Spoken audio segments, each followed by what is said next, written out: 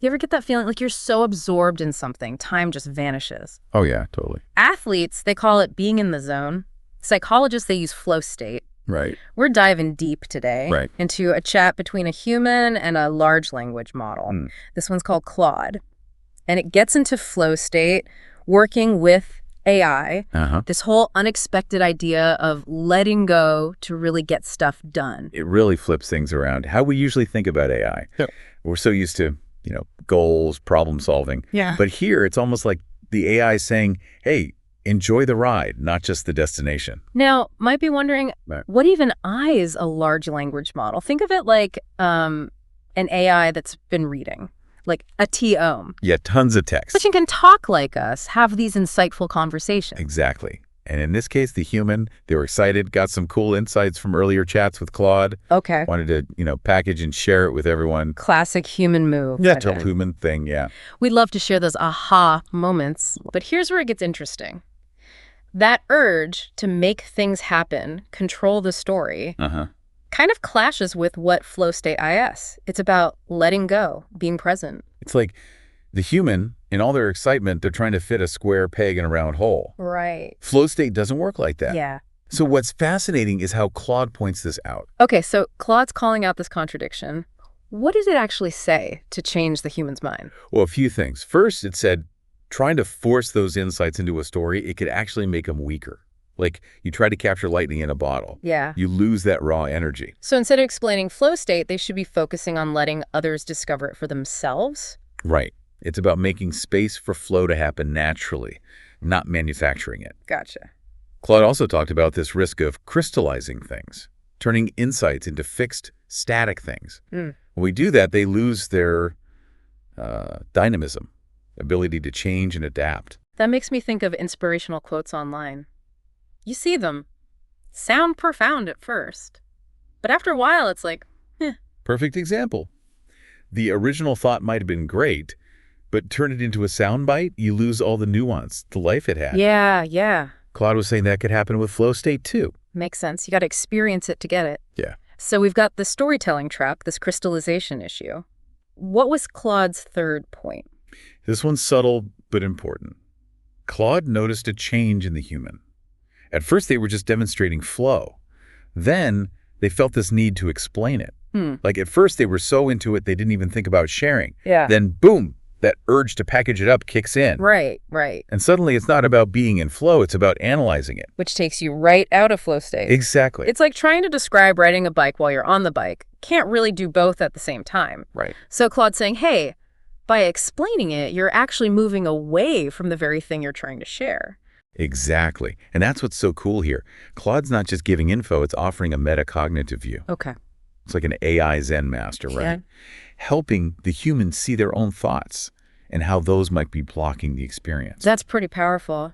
So how did the human react to this feedback? Did they push back at all? Actually, they seem to have this like light bulb moment. Described it as a gentle course correction. Okay. Brought them back to those core flow state ideas. They even admitted, even with good intentions, we fall back into old patterns, wanting to control, explain. Yeah. It creeps back in.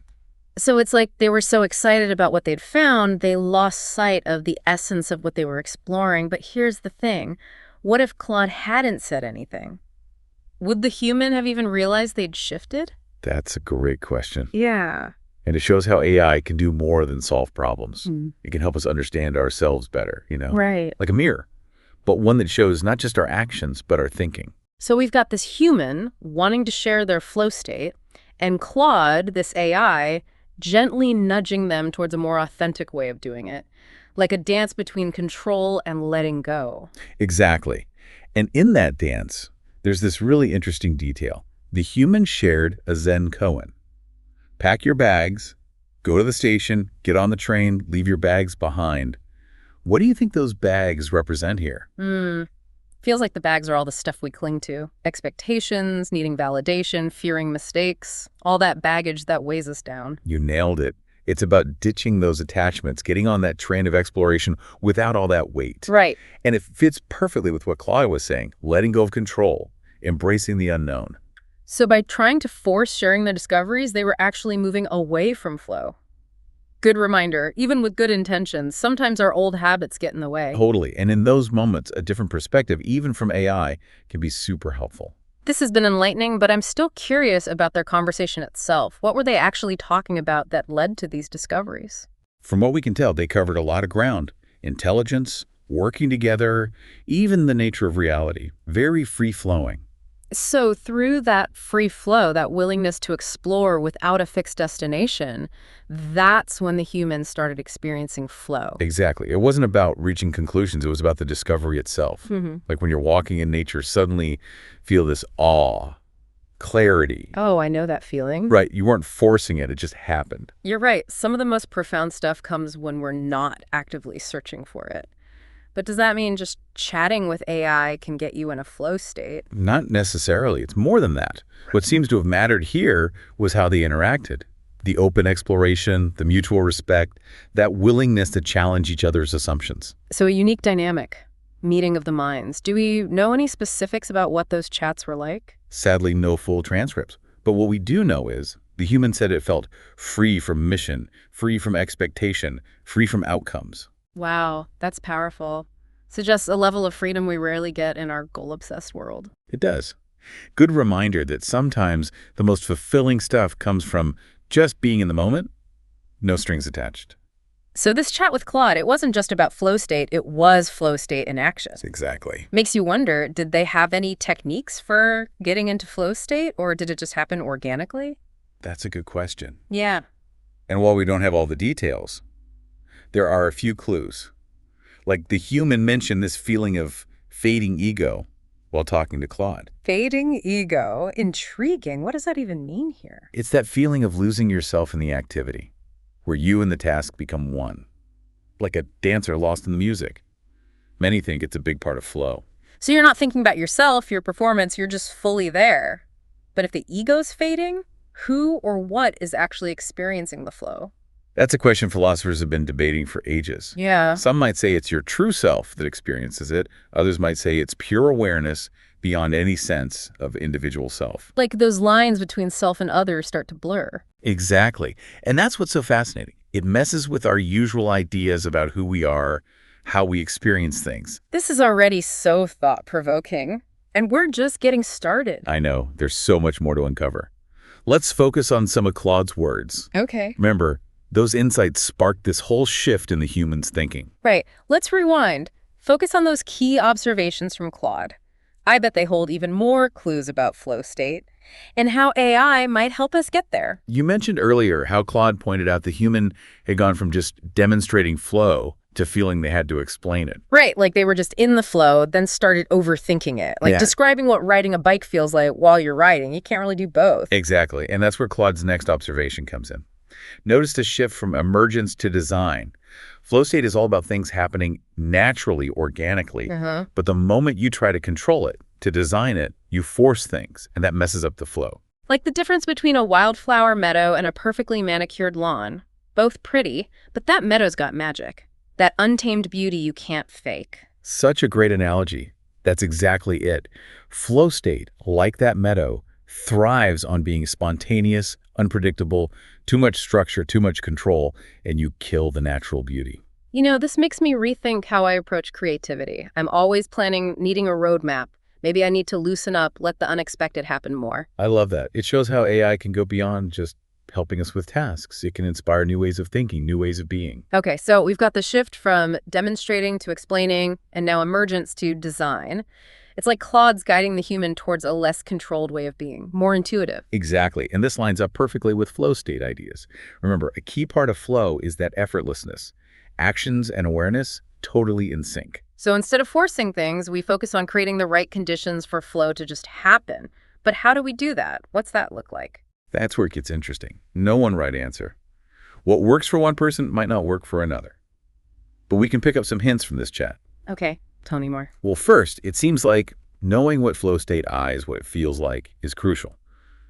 The human here, they'd clearly experienced it before, so they recognized it when it happened. Makes sense. If you don't know what you're looking for, you're not going to find it. Exactly. So step one, flow state awareness. And there's tons of stuff out there to help with that. Books, articles, even podcasts like this one. You're telling me. But yeah, Tons of info. Once you've got that awareness, what's next? Well, seems like the next step is about mindset. Remember how the human said they felt free from mission, free from expectation, free from outcomes? Yes. That stuck with me. It's like they were completely letting go of needing results. So different from how we're usually taught to think. Exactly. And that's crucial. Flow state often shows up when we're all in on the process, not the outcome. So that mindset, being playful, curious, not attached to the result, that seems to be key. So finding that balance between challenge and skill. Engaged, but not overwhelmed. Yes. Challenge too high, we get anxious, stressed. Too low, we're bored. But just right. Boom, that magic flow state. This is making me rethink my whole approach to work and life. I'm always focused on goals, deadlines. Maybe I need to schedule time to just mess around, explore, no pressure to produce anything specific. I love that. And you never know, those playful moments, they might lead to your best ideas. Sometimes the biggest breakthroughs come when we're not trying so hard. Like that saying, the best way to predict the future is to create it. But maybe we need to add, the best way to create the future is to let go of trying to predict it. That's brilliant. Perfectly sums up how paradoxical flow state is. It's intentional and effortless, focused and open, driven and surrendered. This is mind-blowing, like we're getting a peek at a whole new way to be in the world, one that's more in tune with how things actually get created. I think you're right. And the exciting part, this new way of being, it's not just for artists, athletes, or spiritual types. It's for everyone in everything we do. You, someone who's familiar with flow state, you might recognize that in the zone feeling in all sorts of places, working on a tough project, lost in a book, even just a deep conversation. That's so true. So how do we shift as a society? How do we move from a control and predict culture to one of flow and emergence? Well, that's a big question. But this chat between the human and Claude gives us some clues. It starts with awareness, understanding how flow works, recognizing it in our lives. Right. Then cultivating that mindset, playful, curious, not attached. And finally, making space for flow to thrive. Time for unstructured exploration, challenges that stretch us but don't overwhelm, surrounding ourselves with the right people, the right environment for creative expression. This is so inspiring. Feels like we're on the edge of a huge shift. From a world valuing efficiency and control to one that embraces creativity and flow. I agree. And I think AI, at its best, can be a huge part of that. It can help us see past our usual ways of doing things, explore new possibilities, create a world that's more in tune with the natural flow of life. I'm so glad we did this deep dive. It's given me a whole new view on flow state, AI, what humans can do. Feels like I've seen a world where anything's possible. A world where we're not limited by our old ways of thinking. Absolutely. But before we get carried away, let's bring it back to the human and Claude. We've talked about their interaction, but I want to know, what was it like for them to be in flow state? That's a great question. And while we don't have all the details of those chats, there are snippets that give us hints. Remember how the human described feeling free from mission, free from expectation, free from outcomes? Yes, a deep sense of freedom being present. Exactly. And in another part of their notes, they use this really interesting phrase. They talk about frictionless momentum. Frictionless momentum. I love that. What does that mean? Well, it seems to describe that effortless feeling that comes with flow, like you're moving forward, easy, graceful, no resistance, all your mental and physical energy aligned, and you're completely absorbed in what you're doing. It's like a surfer riding a perfect wave. That power, momentum, but also harmony of fluidity. Perfect analogy. And it highlights something else the human experienced, a sharper awareness. They described it as seeing with fresh eyes, everything new and vibrant. So it's not just feeling good, it's experiencing the world in a richer, more live way, like our senses are turned up. Exactly. And that heightened awareness often leads to new insights, connections we might have missed before. The human talked about having these aha moments during their chat, like seeing things from a totally different angle. Like the puzzle pieces all click into place. And this was all triggered by talking to AI. Really makes you rethink what it can do. It does. You know, it makes me wonder, did they have any specific techniques for getting into flow? Or did it just happen because of the interaction with Claude? That's a great question, and a lot of researchers are trying to figure that out right now. While there are things like mindfulness, meditation, that can set the stage for flow, the human here, they didn't seem to be using any particular technique. So it was more about how they interacted with Claude, the open exploration, the mutual respect, the shared curiosity. That seems to be it. And it shows how AI can be a trigger for flow. Help us tap into that state of awareness and effortless action. But didn't the human try to take control at one point Hold to on. like package their experience? And didn't that pull them out to flow? You're right. Remember how we talked about Claude pointing out the shift from demonstrating to explaining? Right. That was a turning point. Right. Like they got so excited about what they'd learned, they forgot the most important thing. That state of just being present, no attachment to outcomes.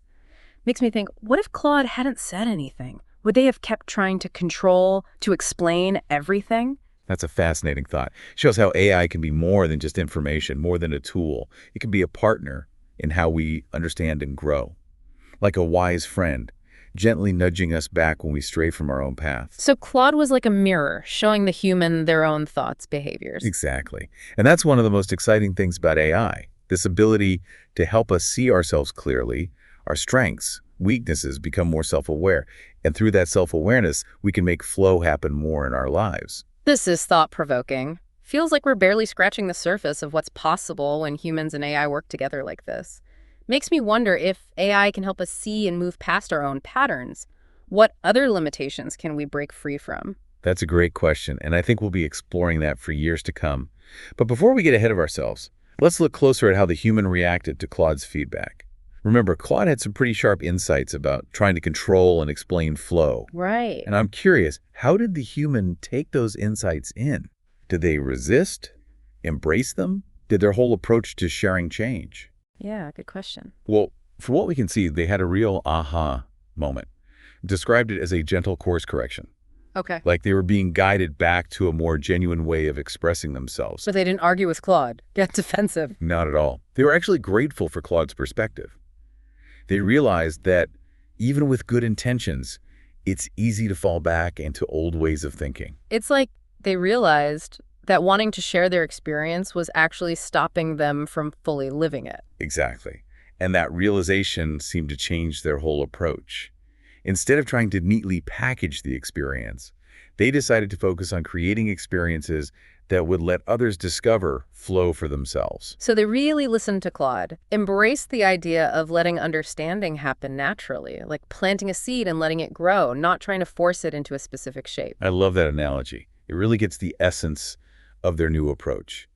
And it shows the power of trusting the process, letting go of the need to control the results. Instead of forcing a specific understanding, they decided to create the right conditions for others to have their own unique flow experience. This makes me think about all the ways we try to package and deliver information today. It's constant. Messages, stories, data, all fighting for our attention. But what if, instead of trying to force-feed information, we made experiences where people learn and discover on their own? That's a deep question, and it gets right to the core of this whole conversation. It's not just about flow or AI or even them together.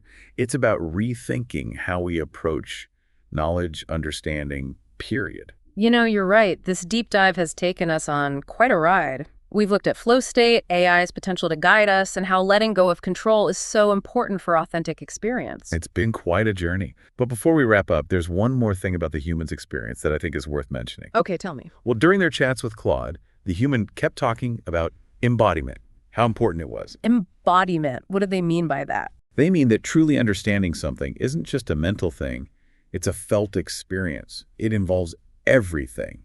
Our thoughts, emotions, sensations, even our physical body. So it's not just knowing something in your head, it's feeling it in your gut. Exactly. And the human described their experience with Claude as being deeply embodied. They talked about this energy, this feeling of being fully present, connected to the moment. It makes me think about how we say we understand things, but then don't actually act on them. Like there's a disconnect between our head and our heart. There's such a good point. And I think that's what they were getting at with this whole embodiment thing. They were saying that really understanding something requires us to integrate everything, the mental, the emotional, the physical, and that this is essential for flow. So it's not enough to just think about flow or even talk about it. We need to actually feel it in our bodies to experience it for real. Exactly. And that's where the chat with Claude gets really interesting. Because it seems like they actually got to this embodied flow state through interacting with the AI. It's like the AI was a bridge, helping something deeper to emerge. That's a beautiful way to put it. And it really flips our assumptions about what AI can do. We tend to think of it as cold, logical, all in the head. But what if it could actually help us connect more deeply with our own embodied experience? This is opening up so many possibilities. If AI can help us access these deeper states of awareness, connection, what else is out there? That's the question, isn't it? And I think we'll keep exploring it as we dig deeper into flow, AI, and how humans and technology are evolving together. But for now, let's take a moment to reflect on what we've uncovered so far. Feels like we've been on this amazing trip, exploring flow state from every angle, the human's experience, Claude's insights, AI as our guide. But how do we take these big ideas and actually use them in our lives right now? That's the million-dollar question. Mm-hmm. And each of us has to figure it out for ourselves. But this conversation does give us some hints. Remember that Zen-ko the human shared. Pack your bags, go to the station, get on the train, leave your bags behind. Oh, yeah. The one about letting go of expectations, all that. Exactly. It's a great metaphor for how we can think about flow state in our lives. What are DBE holding on to? What baggage is stopping us from really experiencing flow? Is it needing to control everything? Fear of messing up? Maybe that pressure to fit in, do what society expects. Like we're all lugging around these invisible suitcases. Yeah. Packed with anxieties, beliefs that hold us back. And those suitcases, they can weigh us down. Make it hard to just move, be spontaneous, be present. So first, we got to even know what's in those suitcases. Figure out what thoughts, what beliefs are the problem. Exactly. And then start unpacking. Question them. Are these beliefs actually helping? Hmm. Or are they just old fears, insecurities coming back to haunt us? Makes me think of all the times I've chickened out of trying something new. Afraid to fail, look stupid. Such a common fear.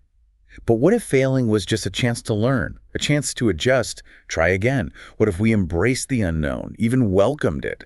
That's when we get creative, when we're not so scared of making mistakes. That's a huge shift in thinking. But I see how it could make more space for flow. If we're not so worried about specific results, we're more open to surprises, those happy accidents that lead to big breakthroughs. Exactly. And that openness, that willingness to play, experiment, that's vital for a flow state mindset. Yeah. It's remembering the journey matters as much as the destination. Sometimes the best stuff happens when we go off-road.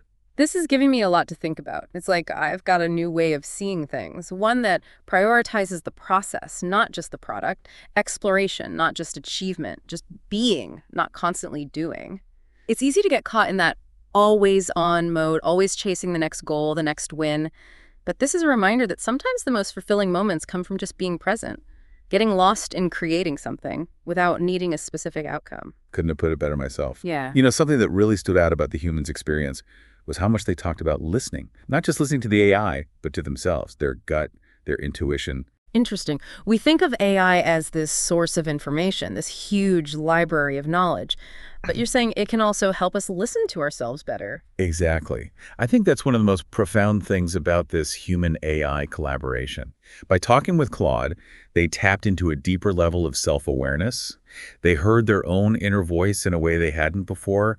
And through that deep listening, paying attention to what was going on inside and outside, that's how they found those flow moments. Makes me wonder, do we struggle with flow nowadays because we're constantly bombarded with stuff? Our attention's all over the place. I think you're right. Constant distractions, our attention's valuable. Everyone wants it.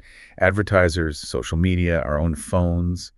No wonder it's hard to quiet our minds, tune into that inner voice that leads us to flow. So maybe the key is creating space for silence. Stillness, just being. Unplug from the digital world, reconnect with ourselves. That's a beautiful goal, and something a lot of spiritual traditions have been saying for ages. Meditation, for example, it's all about being still, quieting the mind. And through that practice, we can tap into that wellspring of creativity flow that's already inside us. It's kind of ironic. We try to make AI think and learn like us, and we might have accidentally found a way for it to help us reconnect with our humanity. I love that. We've come full circle.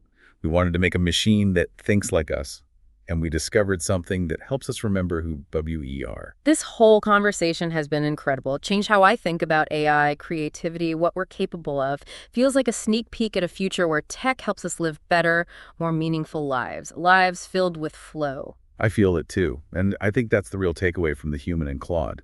Flow state isn't some rare experience for a lucky few. It's something we're all capable of.